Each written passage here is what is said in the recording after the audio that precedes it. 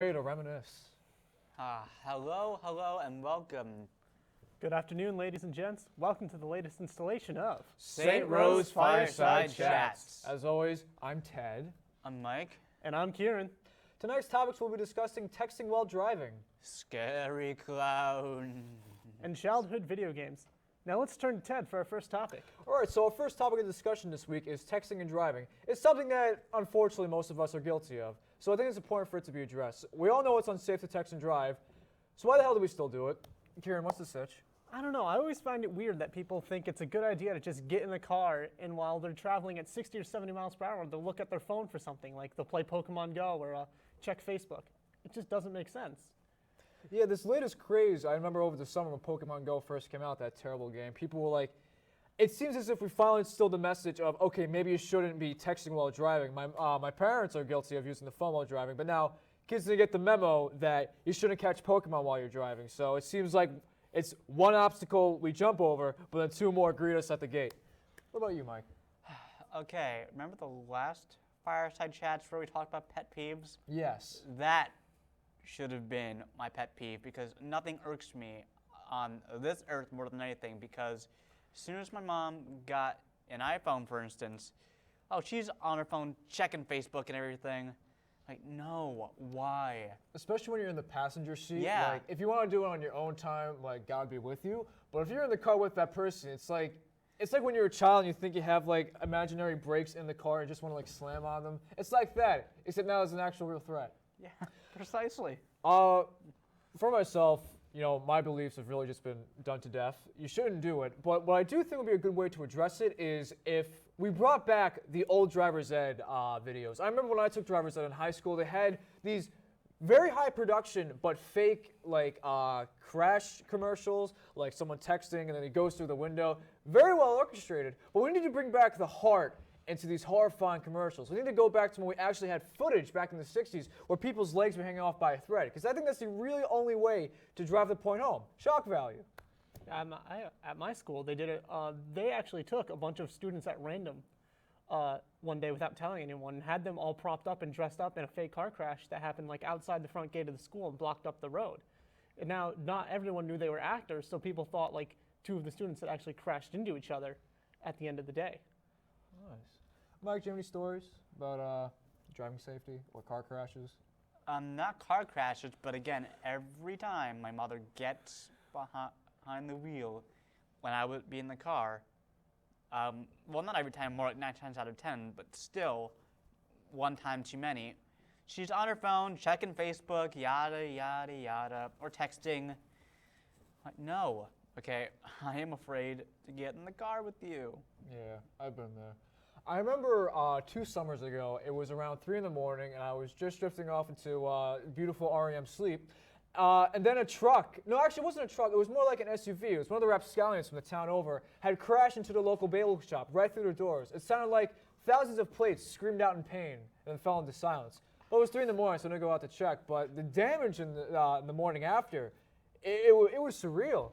And it's something that could have been avoided if the person wasn't texting or drinking or whatever vice they were succumbing to while they were driving. The point is, just don't be stupid. Like, I don't even drive, but I think that's the point that it's universal, isn't it? Yeah, it's really not that hard to pay attention while you're driving. But life is a mystery. So on to our next topic. Let's see. We have clowns. So, Mike, I'm going to start with you. How do you feel about clowns? Okay, listen, for a lot of us growing up, the scariest thing were clowns. And now, for those of us who were scared, those childhood dreams have become reality. Well, nightmares, I should say. Because now across the country, you have reports ravaging social media about scary clowns popping up everywhere. So now, those fears are being rekindled. I actually do disagree about the childhood fear thing because this is a bit anecdotal, but when I was a child, my biggest fear was bees. I found them to be the biggest necessary evil, and granted, I'm a bit nervous they're all dying out, but a part of me, the dying child inside of me, is like euphoric at the fact they're dying off because I used to despise them when I was little. I still do, but now I understand their value. Kieran, any stories about clowns? How do you feel about them? Well, I have my personal theory about this whole clown social media craze that really. As do I. Oh, Lay it you on me. do. Oh, Yeah, wow. same. My personal theory that I came up with about 30 seconds ago is that, you know, all those stories about copycat killers and all that stuff. But I think really this whole clown thing started by a couple of guys in a Skype group one day, came up with, we should totally tweet this dumb thing about, and then start attacking people. Now, of course, we all know that hasn't actually happened or none of it's gone through. But when that went viral, I think other people started copying that. Because there's no way that this has been planned out by a bunch of people. So now you got a bunch of people using the anonymity of the internet to try and like troll the world, even though it's really not a great idea. This is Ted Cruz written all over it. I feel a violent tirade coming out. So, Mike, tell me your theory before I subject the audience to that. Okay, my theory is definitely that this is probably a tie-in promotional thing for Stephen King's It, because they're doing a remake of it. That's right. Yeah. I didn't even think of that. Yeah, so I think that this is why the studio's just like, yeah, let's get a bunch of people to dress up as creepy clowns and go around scaring the living hell out of people. I remember I saw a tweet by Stephen King that said, all right, guys, this craze is a bit out of hand. Like, most clowns are good people. Go out and like, talk to one. And then someone replied to him saying, you are the reason why we're terrified of these things. You have no right to speak. But anyway, for my own personal theory, surprise, surprise, I actually am an amateur clown. I took a class last semester. That's right, you can take a class on clowning here at St. Rose. Shameless shilling. Anywho, what I found out is that clowns actually live in a caste system. At the very bottom, you have the tramps, or the hobo clowns. You know, like all the disheveled ones, the ones with the bindies, I think that's what they're called. And they're like on the train tracks, and the depressed clowns. Then in the middle, you have the august clowns, the colorful one, or the tailor's worst nightmare. They're the ones that like have all the eccentric colors, the personalities, the bubbly voices. Then at the top, you have those disgusting white faces, those pompous, like self-entitled, like they think they're just the best because they're at the top. I'm talking Ronald McDonald, all those like clowns that have like the white makeup on. Of course, the opposite would be problematic, but they have this white makeup and they're all prim and proper. Their suits are symmetrical. So the point I'm trying to make is that there's definitely been some unrest, for lack of a better term, in the clown caste system, where the white faces seem to just have a monopoly on it. They're like the clown Illuminati. And now the Augusts and the hobos are trying to rise up, but the white faces have orchestrated these crisis actors with these creepy clowns to rather diminish their name to quell any potential uprising.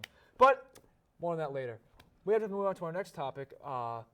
Kieran, take us right Stuff in into it. video games. And for our third topic, everyone's played at least one game in your life. Have you? I have. I actually grew up strictly on handhelds until around 10th grade in high school, where I got my GameCube, and then life was changed forever.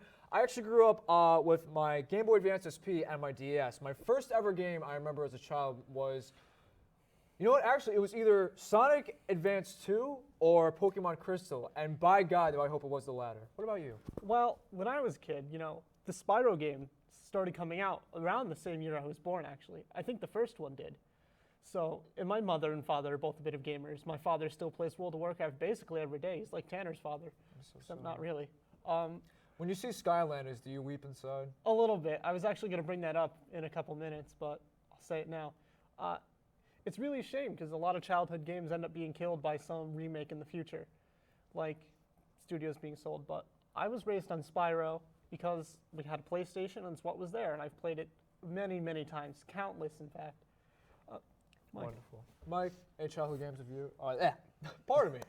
Any childhood games you'd like to Well, reminisce about? I didn't really start playing video games that much until around the 6th grade when I got a Wii. And from then on, I was just always on Mario Kart 24/7, trying to beat that freaking game. Still hasn't happened. Do you have a favorite character? Probably Bowser. Excellent taste. Waluigi. We will get to the meme episode later this season. But you raise a very good point, Kieran, with the fact that a lot of the games that we've known to grow and love, it seems as if the bureaucrats over there in the video game industry, they're aware of how much we love these games because we grew up on them. They're like parental figures when our parents had to work. And they just took these games and our nostalgic sentimentality and then squeezed it like a washcloth and milked it like a cow for all it was worth. Because we have all these remakes and these Hollywood or Bollywood movies coming out that just, they don't capture the same magic that these games have in our hearts. Like, maybe it's just because we're older and our tastes become more refined, we become needier when it comes to games. But I don't know. It's just I really it leaves me speechless sometimes. The abominations coming out in attempt to profit off our childhoods. You know, it's also sad because like there are a lot of genres that didn't make it to the new age. Like one of the most popular genres from older games was the 3D platforming collectible genre, with games like Banjo-Kazooie, Spyro, Crash Bandicoot, and everything else. And then those games just don't really, that type of game just doesn't exist anymore. No one makes 3D platformers with collectibles anymore, and it's like the genre's died out. Yeah, there is the indie scene, but like, do they have enough of a foothold to really reclaim the throne? No, and then a lot of them aren't that long, and they're pretty sloppily made. It's like there's no professional platformers. Unless, of course, you were to bring up Ukulele. Oh, the that's spiritual right. successor to Banjo-Kazooie. Looks magnificent. You know what didn't look magnificent? My number 9. So much potential, so much money and hype. But ukulele, it does seem very promising. Like it has the same aesthetic, that beautiful aesthetic, and it just, I don't know. I think that's a very rare case of a company being able to recapture the same joy that we felt with those types of games back in the past. Mike, what's your opinion? I just find it so horrible that these companies are really trying to monetize their childhood. And It's all right. They need to make money. We're here for you, Mike. It's a cold world out there, but it's okay. You can go outside. They can't monetize oxygen or walking. There's always physical activity, Mike. Who likes that? They can take our favorite pastime to the cleaners and back, but these chains are breakable. My point is that video games are bad. You should do your homework. See, look what's done to poor Mike here. He has this vicious attachment, and now he can't move on without them. It's like a drug. It's like an opiate. Like the Chinese boxer wars. But anyway, that about wraps it up for this week's episode of St. Rose Fireside Chats. Take us away. Well, with all those sad topics. Sad. Yeah, very sad. Many such cases. It's really a shame, but it looks like we're running out of time and we have to cut the show. Mike, unfortunately, any final words? Don't let your memes be dreams, dear viewers. No, the meme episode's later. Don't remind me. Thank you all very much for watching this week's episode of St. Rose Fireside Chats. Bye-bye. Go vote or go home.